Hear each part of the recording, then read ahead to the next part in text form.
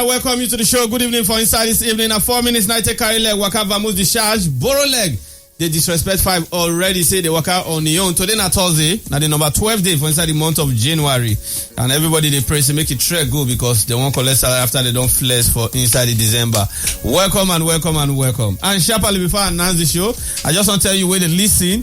So every day we dey here they talk about Ekelebe police and what they do. Police supposed to be our friend, but every day they maneuver, they do things where they make them not they be your friend. So I dey here today, I enter inside studio, and one of the calls I received today from my personal phone, they say police people extort 350,000 for inside that Obio flyover from some people when I know this afternoon, and I they work on actually retrieving that 350,000 naira back.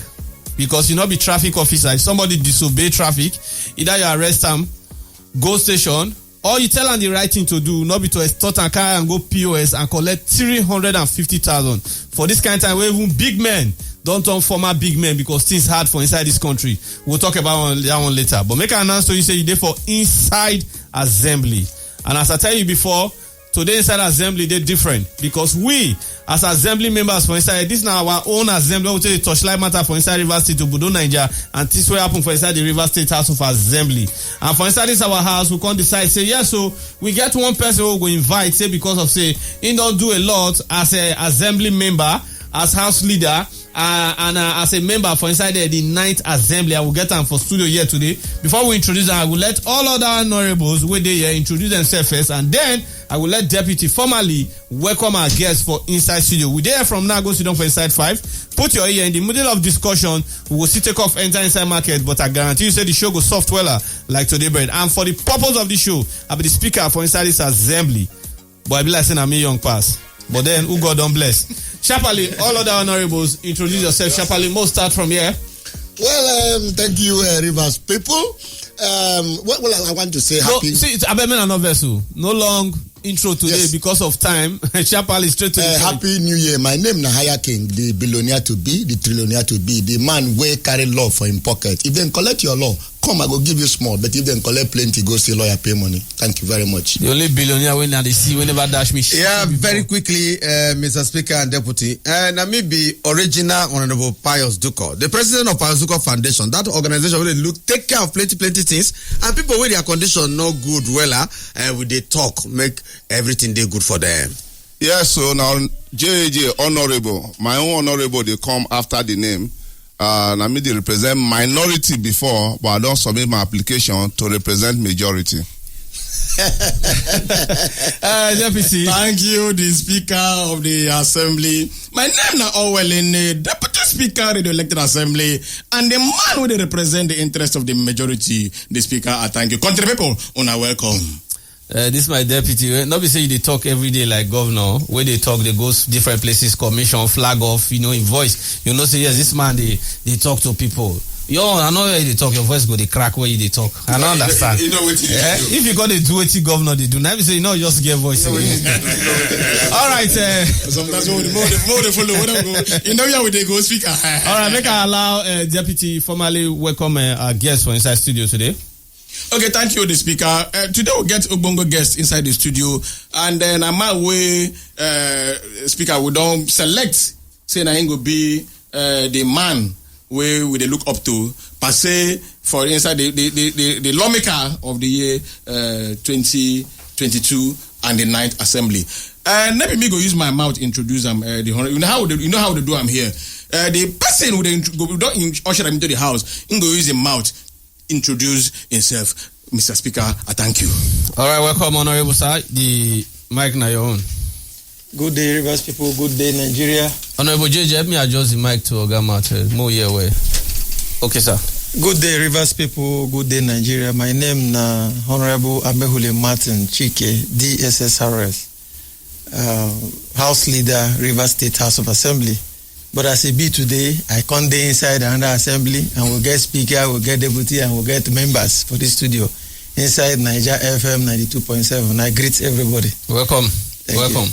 This is not the only assembly we need to collect salary. Yes, And we do our constituency work. Even as we need to collect, we need to pay to sit down. We dey use our own money come here. We just decide to we'll carry the people matter for head and even touchlight some kind of things we don't happen for inside the assembly when you belong to. Anyway, sharply, I will just talk about something for you. We just listen. You get reason why we invited Oga come here today as the house leader. And I don't hear from since I always thought I come Port-Harcourt 2013, but even since that time I don't hear this name already. When he balanced for inside the 7th assembly, I hear saying arrange in promote the bill for public works and utilities protection law for 2012. We'll talk some of these things which we know how waiting to bring the initiation of all these bills. And then for the 8th assembly, he arranged for the River State High Court amendment number 2 law to number 2 law number 3 of 2015. Tell me why this law they important at this time. Thank you so much. Just the other one I understand them, then they very well, but this other one I don't understand them. Okay, Honorable, just hold on. I want to make all of them ask so that you just answer everything together. All right. Very, very quickly, my own go simple. Even as we been talk off the microphone, Bonny Heritage Reserve, they under this one where you do now. And this one where they grow up, where you two grow up, zoo for slaughter side. That one not the inside or in the inside. Make it, you go later answer. Okay. And secondly, I look all the plenty things where you do here. It means say, if you say Govnor love only you or other honorable, why didn't you do like this? Partiality there inside there. I will answer you. Wonderful. Make JJ just ask. Yes. The laws where you don't sponsor, especially the heritage bill, so I like them well. But I get one movie where I watch. I talk about attack on the White House. That they come be the day for open day for White House, where people from outside they come visit. You may for part of the law, then put them say open day go there to go see brick house. Open day go there to see some of those areas when they security field areas. Now my question be that. All right, Deputy, you get something? Okay, my only big question, my own be say, Honorable Speaker, you know, say this time, this is the first time. In fact, the first time this assembly started about 3 years ago. That was this assembly. But at the first time, they recognize somebody saying they perform. Even as they say assembly na rubberstamp, they do this. So, but it get people where they work hard, and most times if you don't tell people saying do well. It's good to recognize people where they do well. Even in the midst of people where they say they do well. Because we don't identify, say, it no go good. Because very soon, by May, all of them, some go come back or some no go come back. That's what it be. But so whereas they go now, we need to identify people who don't do well. Now we could say, at least it's good. Make we say, this one don't do well. And we look at the 3 functions where him, the leader, don't talk. Lawmaking, oversight, representation. He qualify for all. Yes. Because if we look this assembly, and nobody go fault this our judgment. Because if you look, none of the lawmakers where they there now, we don't sponsor this. The 5 bills into law for 9th assembly, 1 for 7th assembly, 2 for 8th assembly. It never did. So we correct in our judgment because as I post that, suppose they say they come say this person name. So and they take this opportunity now. They explain to members of the public the criteria. Well, use judges thing. No, say no, when. No, they come now. They come because they see people they post. Round up. Now, say the criteria. They don't sponsor how many bills. So we tell them, say thank you. With nomination and fine. We think say some other lawmakers. I say they come, may they emulate if they don't do good bills. Speaker, thank you. I don't want to talk again. You better make us stop here. Deputy, be careful. Order. We will talk about the rubberstamp later. Honorable from waiting barrister Aya King, the billionaire to bid office, ask on that signage bill. Make we. Now you put this thing forward. Thank you so much. That one where you mentioned, part of the problem we're getting is misinformation. Okay. Misinformation, when people decide to misinform the public, people decide not to say the truth. Before you talk about something, to say whether it's good or bad, it's good to make you read them. Read the document. When they happen with a lot of people, they talk for radio, or people just go, they castigate, what would they do? Some of them never even read them. The one way they ask me now, the River State Advertisement Use of State-Owned Property Prohibition Law of 2022. What thing they talk about? People don't carry politics join for the law. Nothing like politics there. Nothing like politics for there. The law say, look, government get property, you won't use them. I beg, if you won't use property, pay money. You no talk say make you no go another place. So people go talk say, oh, they prohibit them, make they no do campaign, but it's not true now. Even people they tell you say they no agree, make them do campaign. That place where they stand, they talk say they no agree, they make them do campaign. Now campaign they do there. They do for rally. People gather, they do rally. They say they no agree more campaign, no, they no agree. Meanwhile, now campaign they do where they stand, they condemn who they say they stop them. And if they watch them, if they see them, people gather, they do rally. It's not true. Every people, they, even as me and you there for this studio, you and I know say true. People, they nobody they stop anybody. I hear say somebody go one day, they talk for studio, say they no agree and pay billboard. I just they laugh. I call my wife, I say, see how people just they lie, they for studio they lie. No political party will no get billboard for street of Port-Harcourt. You and I know say na the truth. Their billboards are all over. Nobody they stop them. People just put their billboard, different parties, all they there. One way the APC come say in billboard, no they, but at the pass, they see everywhere in billboard, left, right, and center. They nobody stop them. In they move, they see in video, in the campaign, they go village, they go LGS, nobody they stop them. Governor no ever talk say no make nobody do campaign. No be true now. All of us they Port-Harcourt. We know say people they do campaign. No local government where people they do campaign. Nobody they stop campaign. Anybody will go win. People will go vote according to who they like. And now free and fair elections, now everybody they hope so. And this law in no way, nowhere where they prohibit anybody from going ahead with in program. Only they talk you say you want go for school. Pity school children. When you go there, you destroy the chair, destroy window, all the facilities you break, you go. Who go repair them? The day where you pack your things go, where the school children go come stay learn. Some people when you carry 5,000 people go one small school, stay there. As they rally, they go. People they go for backyard. So people they go poo. They no carry toilet come. People won't urinate. People they sell akara, sell rice, beans, moi. They go come, set food everywhere. When they finish, they leave everything there. Waka come, school children come for morning. They no feel learn. It no good. Now me go talk say government say no. If you won't use it, no problem. Who go give you? But apply. When you apply, pay money. When you come out to make people they run the place, see where take maintain the place. When they rent a hall, everybody rent a hall now. They pay. But if you say you no get money to rent the school, no problem. Leave the school. Go for community town hall. All those places where na free. Other places where na open ground. Nobody they stop you. You just say just do normal information, right?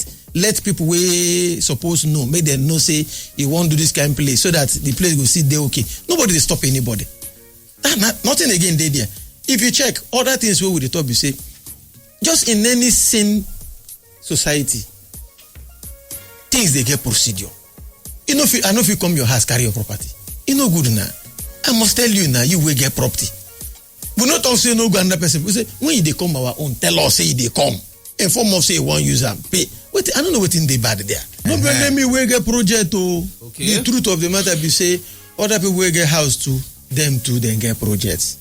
But I know if you sit down here and they mention everybody on because I don't get the information of the list. But people get projects. Different people get projects. But you know some of these projects we see here, not be all to be consistent. Like the one where they want to health center. Now me doing with my money.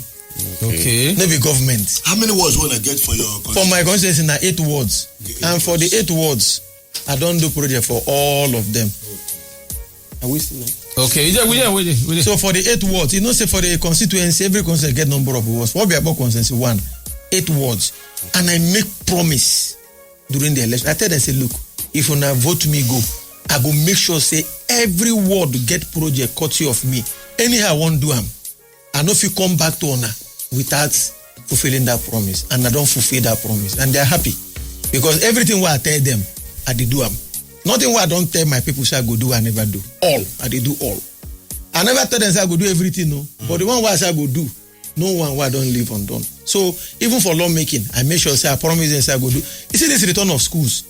Some of them don't know about when during under the regime of Sir Dr. Peter Odili, yes, where they say made them some of these missionary schools made them return them back to the original owners, Anglican, Catholic. Yeah. The law no allow government to assist those missionaries or the mission schools or the churches. So this my amendment when I come check say look these people the government need to assist them because some of the schools some of the churches don't even feel fund them anymore. Of course. And our children they there Now I bring this amendment, and at the end of the day, House agree, Governor sign to allow government to still support those, even if now those schools now belong to the churches, but government can render some support in terms of projects, in terms of grants, because now our children now still did those schools. Now be this one about return. So these are some of the law, like you mentioned. All these projects we may get now, no word now we no get. My colleagues then get to. Your own are 7 now. Their own reach 7. No, my own are 8. 8. Their own we know they see now. That's the thing where they talk. See, you understand how this thing be. You know, like what I mentioned to you. Every assembly, you go do the one way if you do. And the assembly, you do the one way you go feed do. You understand? Like somebody will just come now for this first thing. You know, it's easy for them. They don't feel go run to. But even if somebody don't they like, even this way, if you check some of these things now, most of them happen under Governor Nyesom Wike, almost all as governor of Rivers State. Wonderful. So, but you know, now I think come begin when I say I get better governor, where they agree approve a consensus project, I begin make promise. You know, go promise when the governor, you know, say they agree to approve consensus project. You go promise, you go fail.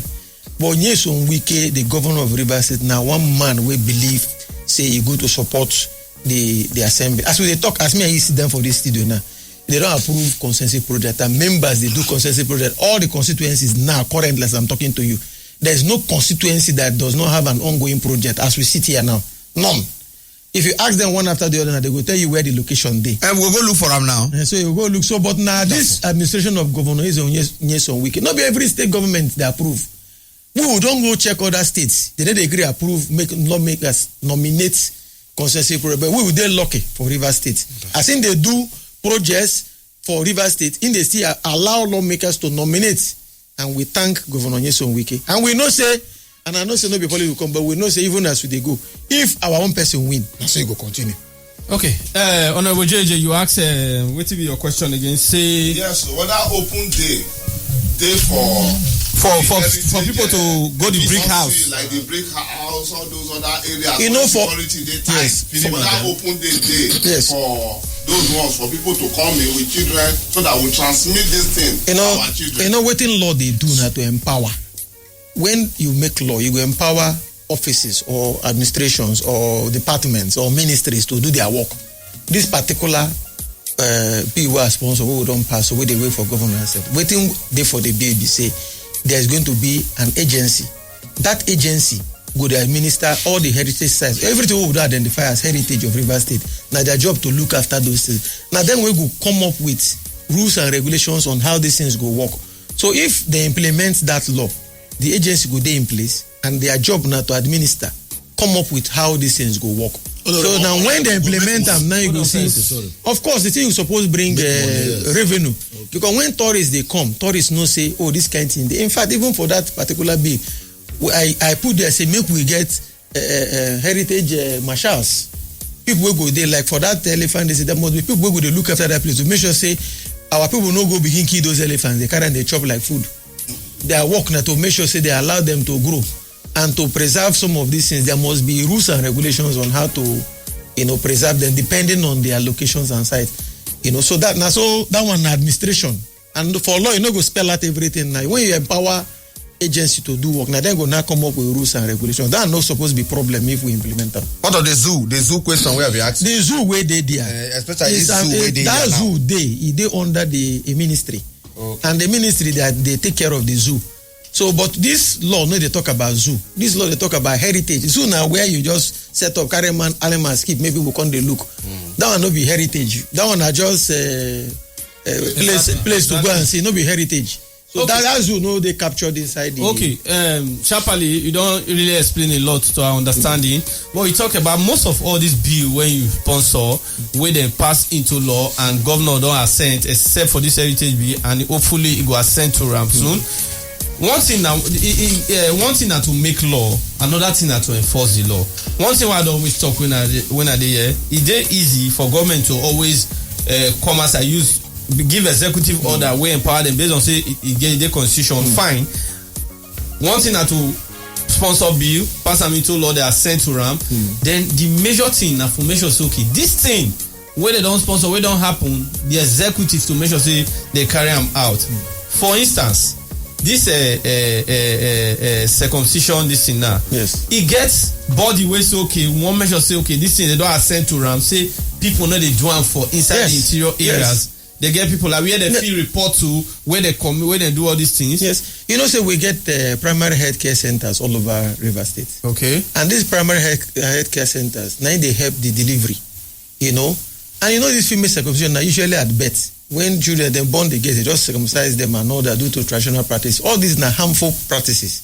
So with this law now, all those people where they usually do them, they as it stands now, the law, they tell them, say, you know, if you do them, take these children and go hospital. And you know one thing with law, when the law if you disobey the law, now there you go see the penalties. And what in this amendment do now to increase the penalty? Because even when the original law come, the penalty be no day stiff enough. We increase the penalty so that it will deter people where one continue with all those female circumcision, because it they harm the female children, and that be the major reason why we say no, we could stop this thing, increase the penalty. Now the day when person do them, then catch them, carry and go police or carry and go court. Now you go no say the law they there. So, but if they talk about implementation, what about the violence against persons law? That violence against persons law for Rivers is in place. Even the female, the FIDA, Federation of International Women Lawyers, they are happy. The women are happy in Rivers State. Another, mind the noble women, that violence against persons can happen either way. That particular law, it is quite voluminous. A lot of things they inside. If you read them, Persons. If you read them, a whole lot they to protect people against violence, domestic violence, and all of those things. Okay. So not be something will come for street, they carry tank cry, but the laws they there and they implement them as we speak today for River State. Okay, Payozuko, hold on. Payozuko get question, but before you answer that question, I'll just ask. Most of the time you listen to the opposition, and one of the things why they hear, where they repeat already, you know, you be leader of the house. Okay. They always say this assembly in a rubberstamp assembly, a governor just carry budget come today, tomorrow they don't prove no question. They not even they question the government for the decision when they make not in a rubberstamp. What will be your response to things like that? You know, say no be true now. If they come assembly, when they come floor of the house, you know our work we need to do it for secret too.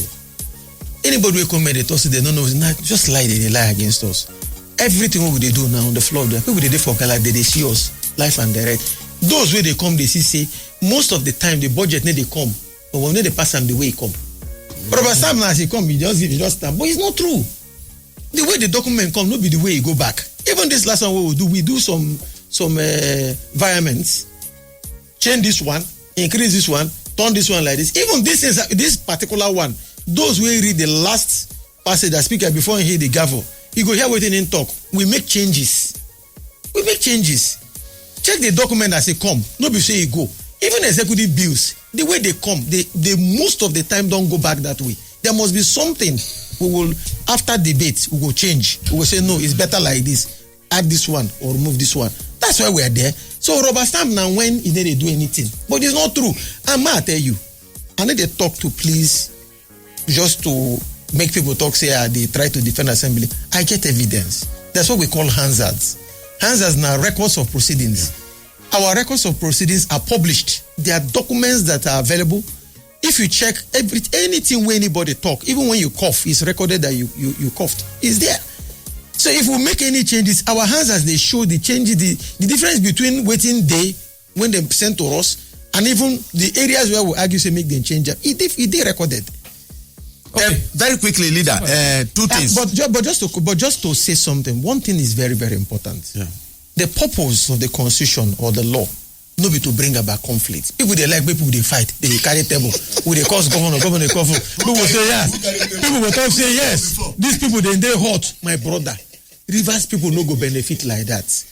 Where Rivers people go benefit now when we check, then bring if governor saying won't do flyover, and I said say the flyover na good thing. Where I go fight governor? I go thank and say this is when you're right, I support you, do am. Governor tell us say he won't build a cardiovascular hospital, this one where they do for Rumukuta, you see make a talk no. Hospital where go make people their life heads go there better. When I see and say it in a good thing, people go very soon and a tourist center for this the whole West Africa. See the kind of equipment, make a talk no. Governor talk say he won't do school, he won't build school, he won't improve the quality of infrastructure where the River State University. He say make I say no. I can't say no. When he talk the one way no good, if he talk no.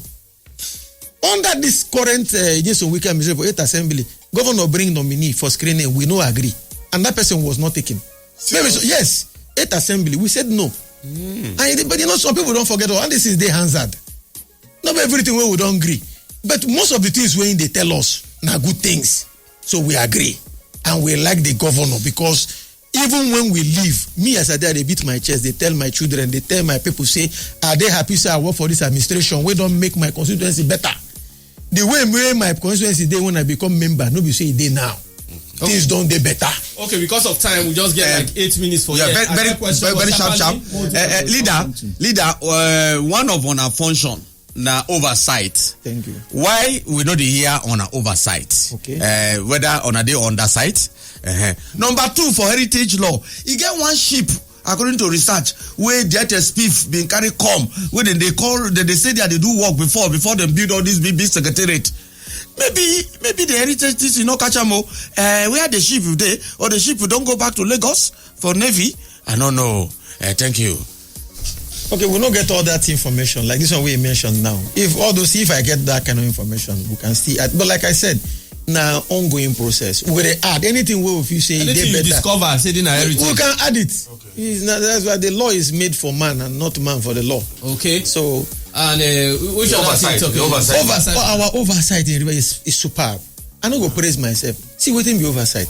Oversight means say you do law.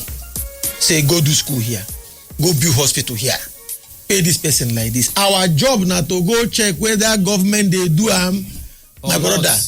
You know they see us as they work across River State, even for flag off, for commissioning, even in committees. Our committees are very effective. Our attorneys, the committee clerks, they go from one government side to the other. Even these campuses of Rivers University, you know, see us for media where they go to inspect. Now be oversight and they go check as we talk them. Now so they do them. And true, Honorable. They do them as we talk and now be the oversight. Okay, sharply. Yeah, my last question, Honorable. Which area where you know they happy with the executive? Well, in all, I know the executive. I'm not going to use the word. When you say executive, which executive I'm talking about the governor here for the state. For River State. For River State, okay. You believe that for House of Assembly now. My brother. Which area where you know they happy with Governor Wike? At least you go get one place. Hold on. The question be say which area where you know they happy with the executive? It must not be governor. The executive not be just the governor. General make me narrow am down. Sharply, we just get 5 minutes. Well, I go need to go begin think because I know if you think of that area now. So I get to go think because right now 100%. No, make I tell you. No, hold on. You know, say this is a subjective question. Which area where you know happy with? You understand? But if you ask me, say, for instance, which area where you go like make them do better, make them do more. If you say where they go do, when you say you know happy, means say they invest for that side. My brother, I never know that place. Because for education, for health, in the sectors, my brother, good things they happen. And not be saying that me talk. As all of us they here, we see with our 2 eyes. If they happen. When people, let me tell you, when people come, you need to pay pension, you know, pay, they need to pay. You never they pay.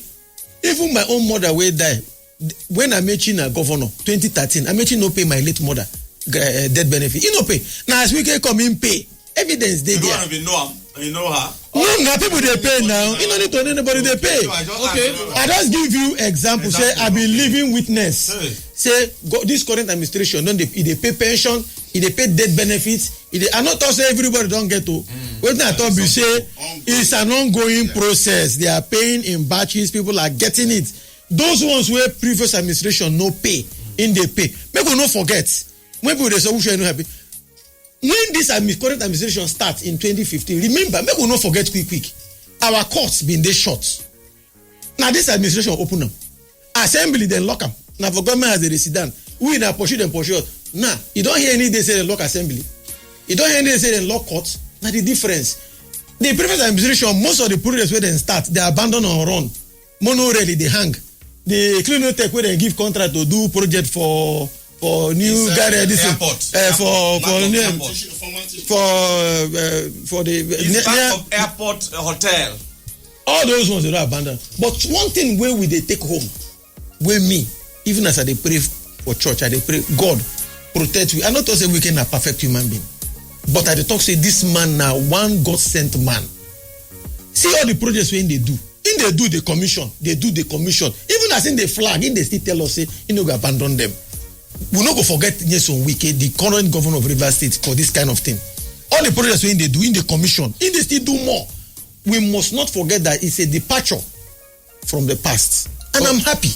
Okay, I'm happy. Okay, Honorable JJ, sharply 10 seconds. What do you want to talk? What I want to talk, we say I want to cancel income. And I want also ask what thing being take for this case when they for court right now. Say they sell reverse asset and they shop the money. JJ, we'll talk that one. We don't get time. That one what I want to say. No, see, what I want to be say. We see as Honorable Martin Amaewhule here.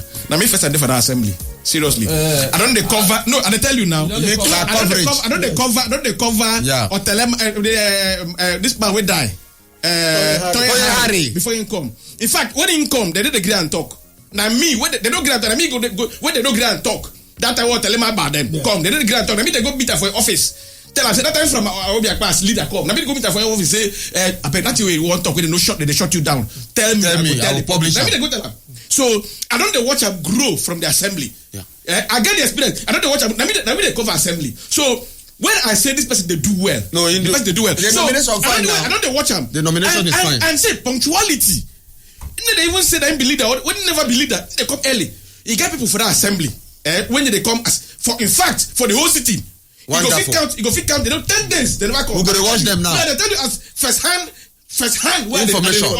Why they tell you. Our assembly will monitor them. So for me to say this man, we get for us to say 3 minutes. Yes, that is why. That is why they say this man we don't do this thing. Don't they grow from this part? Now it's supposed to be an encouragement to the other people because what we need for this state now dedication, and this man has been dedicated. You understand? Maybe whether be this and that, he has been dedicated. He has been, and apart from the leader, in the sponsor, we don't get leaders for this state. They never even sponsor this number of laws we sponsor. But apart from saying they do, but in the sponsor your own bills, one function.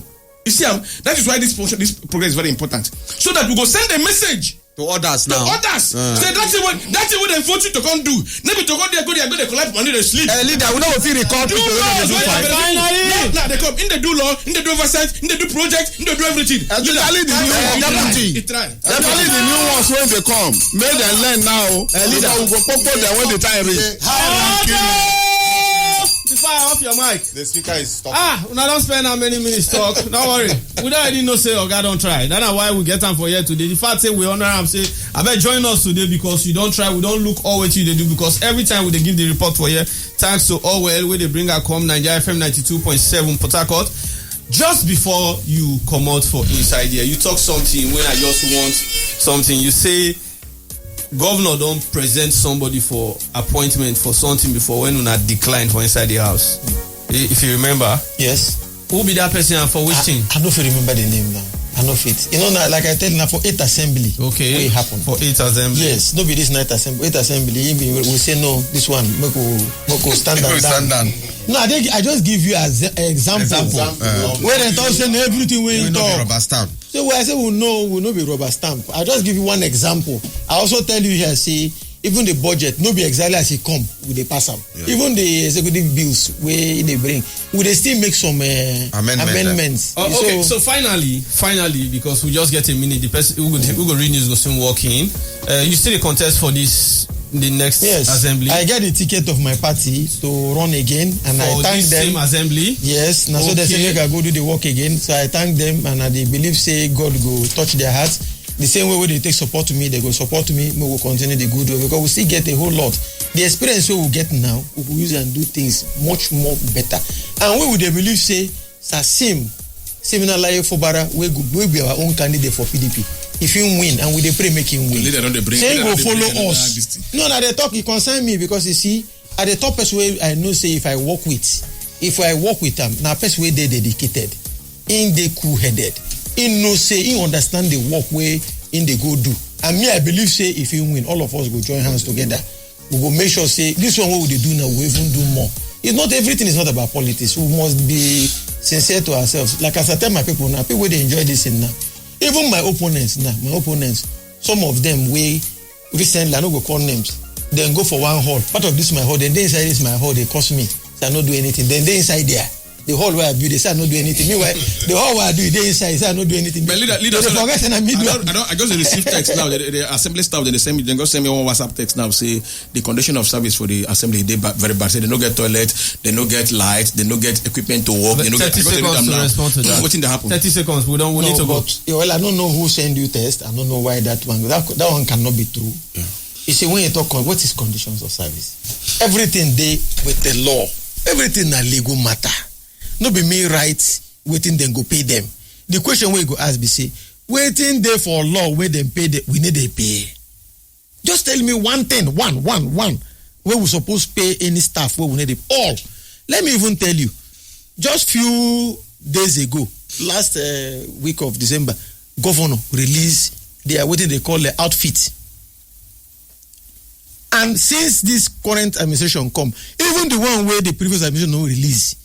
Income release. I need they release them steadily.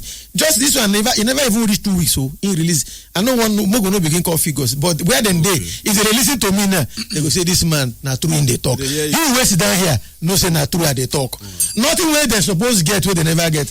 The place is functioning, will they get light? But you know say they easy. No be we no be PHCN. Now as they bring so then we go on generator. We go match and with the own and bring, but the place is working. Leader, nothing is perfect. Thank you. Anybody will not perform, make we recall those people. We need to leader don't try. All in support, say make we go. Say aye. If you not support, say nay. Yes, quiet. Enjoy, Badu.